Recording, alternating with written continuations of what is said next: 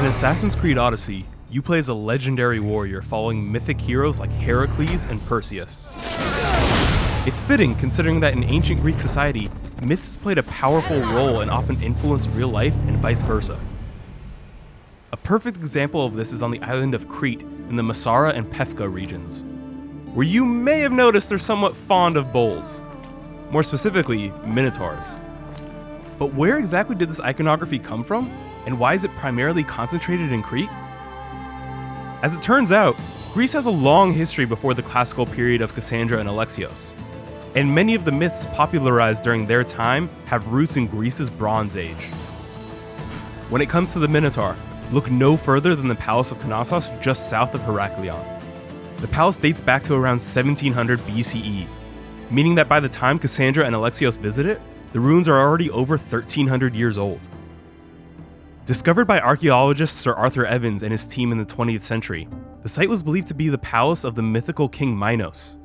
Evans decided to name the Bronze Age civilization after the fabled king and dubbed the people as the Minoans.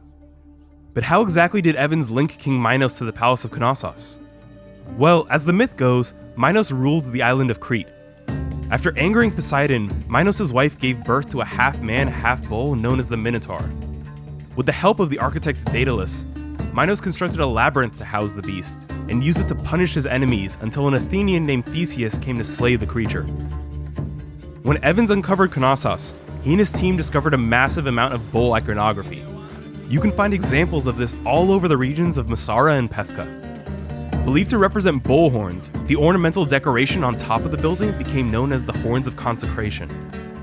Evans uncovered the famous bull leaping fresco, which led him and many others to believe that Minoans clearly incorporated bulls into some sort of dangerous ritual. You can find reproductions of this fresco in Minoan ruins all over Odyssey's Greece. Knossos, especially in its ruin state, was not easy to navigate. In fact, it was rather maze-like. Couple this with a dangerous bull leaping ritual, and suddenly the myth of King Minos condemning people to death by feeding them to a minotaur hidden inside of a labyrinth begins to take shape. With more than 1,300 years separating the Minoans from Kassandra and Alexios, it's easy to see how the myth of the Minotaur could seep into their culture, become twisted, and maybe even take physical form. Visit Knossos today and you'll be greeted by a network of ruins. What remains standing was rebuilt by Evans and his team. As a civilization that precedes classical Greece by more than 1,000 years, the Minoans were incredibly advanced, as the Palace of Knossos featured buildings 4 stories tall with built-in plumbing and rudimentary climate control. Minoan ruins are easy to spot in-game thanks to their unique columns, which are actually thinner at the base. Made of wood, no original columns survive to this day. Much of what we know of the Minoans was learned by studying what they left behind, since archaeologists are unable to read their language. Frescoes like these are all that archaeologists have left to decipher, and can be seen in various underground ruins in-game.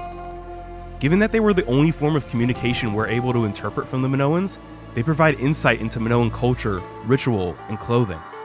Like the legendary Theseus, you'll have the opportunity to explore the labyrinth and slay the mythical Minotaur. But remember, like nearly all myths, the Minotaur is grounded in the reality of the real-life Minoan civilization.